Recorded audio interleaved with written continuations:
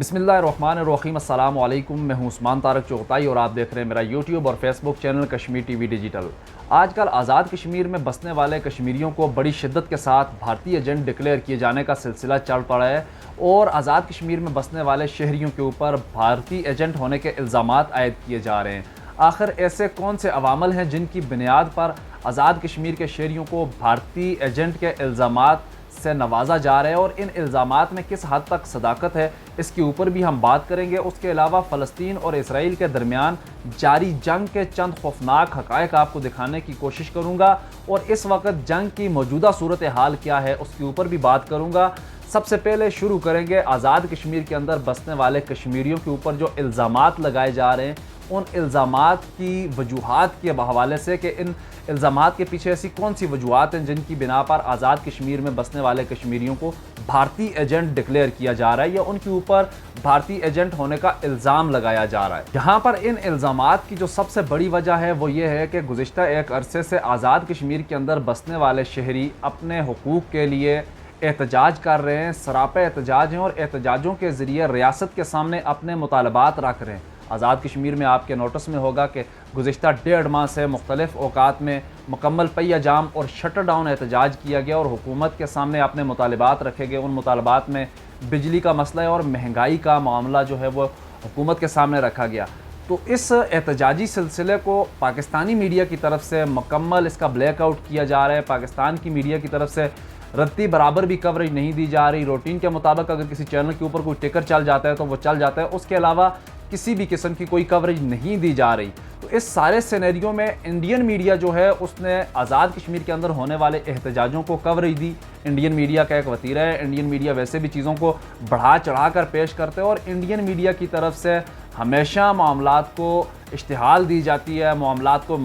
زبردست قسم کا مسالہ لگا کے جو ہے ریپریزنٹ کیا جاتا ہے۔ تو انڈین میڈیا نے ان احتجاجوں کو بھی اسی انداز سے ریپریزنٹ کیا، مگر ایک چیز وہاں پر ہوئی کہ انڈین میڈیا نے آزاد کشمیر کے اندر ہونے والے احتجاجوں کو کوریج دی بذریعہ سوشل میڈیا۔ ان کے پاس جو رپورٹس پہنچی، جو ویڈیوز پہنچی، جو تصاویر پہنچی، ان کے اوپر انڈین میڈیا کے مختلف جو چینلز ہیں، مین سٹریم کے بڑے چینل جو ہیں، وہ ان احتجاجی تحریکوں کے اوپر کوریج دے رہے ہیں، جس کی وجہ سے پاکستان اور آزاد کشمیر کے اندر بیٹھے ہوئے چند سیاستدان، چند کھڑبچے جن کو اپنی دکانیں، اپنی سیاست چمکانے کے لیے اور کوئی چیز نہیں ملتی تو وہ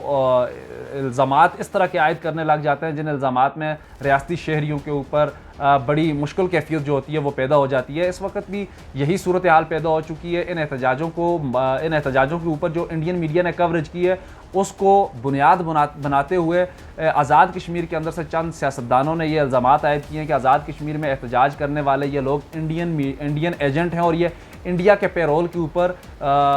یہ احتجاج کر رہے ہیں۔ یہی وجہ ہے کہ ہندوستانی میڈیا پوری طرح سے ان احتجاجوں کو کوریج دے رہی ہے۔ تو یہاں پر ان لوگوں سے میرا یہ سوال ہے جو یہ کہہ رہے ہیں کہ یہ انڈین میڈیا کے اوپر جو کوریج کی جا رہی ہے اس کوریج کی وجہ سے ان لوگوں کے اوپر الزامات لگا رہے ہیں کہ آزاد کشمیر کے اندر یہ لوگ ایجنٹ ہیں۔ تو ان لوگوں کے میرا پہلا تو سوال یہ ہے ان لوگوں کے لیے کہ اگر پاکستانی میڈیا اتنی غیرت کا مظاہرہ نہیں کرتی کہ ایک ریاست کی عوام اتنے عرصے سے سراپا احتجاج ہے، تو ان کو اگر انڈین میڈیا نے کوریج دے دی تو صرف اس چیز کے اوپر آپ کس حیثیت میں کسی بھی ریاست کے شہری کے اوپر اس طرح کے گھناؤنے الزامات لگا سکتے ہیں اور کسی بھی ریاست کے شہری کو آپ کسی دوسرے ملک کا ایجنٹ ہونے کا الزام لگا سکتے ہیں۔ دوسری چیز یہ ہے کہ اگر پاکستانی میڈیا کسی بھی انٹرنیشنل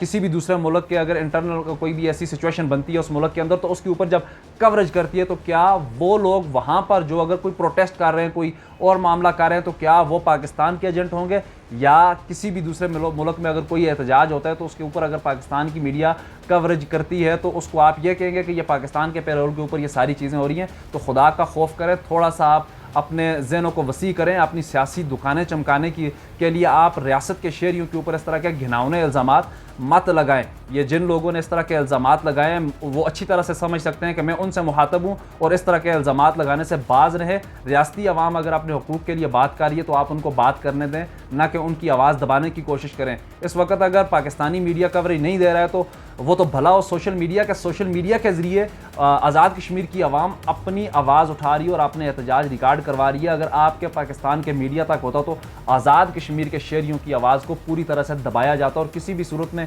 یہ آواز اٹھنے نہ دی جاتی۔ یہ ابھی تھوڑی بہت جو اگر میں نے حوالہ دیا کہ ٹکر چلا رہے ہیں پاکستانی میڈیا کے اوپر یا کوئی چھوٹی موٹی رپورٹ چلا دی وہ بھی صرف اس مجبوری کی وجہ سے چلاتے ہیں کیونکہ اب آزاد کشمیر کی عوام کے جو احتجاج سوشل میڈیا کے اوپر اتنا وائرل ہو رہے ہیں یا اتنا افیکٹو وہ احتجاج ہو رہے ہیں، جن کی وجہ سے پاکستانی میڈیا کی مجبوری بن رہی ہے کہ وہ اس کو اپنی کہیں نہ کہیں خبر میں شامل کرتے ہیں، مگر جس حساب سے احتجاج کیے جا رہے ہیں اس حساب سے کوریج نہیں دی جا رہی، اور اگر ہندوستانی میڈیا نے اس کے اوپر کوریج دے دی تو آپ کو بالکل اس میں تکلیف نہیں ہونی چاہیے اور آپ کو اس کو برداشت کرنا چاہیے۔ دوسری طرف فلسطین اور اسرائیل کی جنگ آج چوتھے روز میں داخل ہو چکی ہے، اور اس جنگ میں سب سے خوفناک ترین بات یہ ہے کہ امریکہ نے براہ راست مداخلت کرتے ہوئے اسرائیل کی مدد شروع کر دی ہے۔ امریکہ کی طرف سے بھیجا جانے والا بحری بیڑا فلسطین اور اسرائیل کی سمندری پٹی کے اندر موجود ہے، اور وہاں پر وہ پہرا دیے ہوئے ہے تاکہ فلسطین کو یا حماس کو جو امداد کسی بھی ملک کی طرف سے بھیجی جانی ہے وہ ان تک نہ پہنچ سکے۔ تو اس صورتحال میں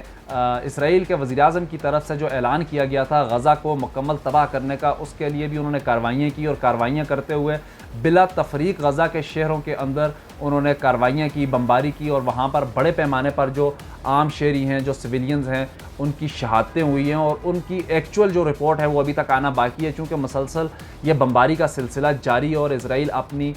بربریت کا وہاں پر مظاہرہ کر رہا ہے۔ اسرائیل کی طرف سے غزہ کو مکمل تباہ کرنے کا جو اعلان کیا گیا، اگر اسرائیل ایسا کر لیتا ہے تو فلسطین کے اندر سے مسلمانوں کی مزاحمت ختم ہو جائے گی، کیونکہ اس وقت جو مزاحمت کا سلسلہ چل رہا ہے وہ صرف اور صرف غزہ سے چل رہا ہے، اور غزہ سے ہی فلسطین کے جو مجاہدین ہیں وہ اسرائیل کو ناکو چنے چبوا رہے ہیں۔ اگر اسرائیل غزہ کو تباہ کرنے میں کامیاب ہو جاتا ہے تو فلسطین سے مزاحمت پوری طرح سے ختم ہو جائے گی، اور ڈائریکٹلی اور انڈائریکٹلی اسرائیل پوری طرح سے فلسطین کے اوپر قبضہ حاصل کر لے گا، جس کے بعد فلسطین یا بیت المقدس کی اگر میں بات کروں تو اس کو بھی شہید کیا جائے گا۔ مسجد اقصی کو شہید کرتے ہوئے مسلمانوں کی سب سے مقدس ترین جگہ کا جو ہے خاتمہ کر دیا جائے گا، اور یہودیوں کا ایک عقیدہ ہے کہ بیت المقدس کے نیچے ان کا ہیکل سلیمانی، اور وہ وہاں سے اسے نکالنے کی کوشش کریں گے۔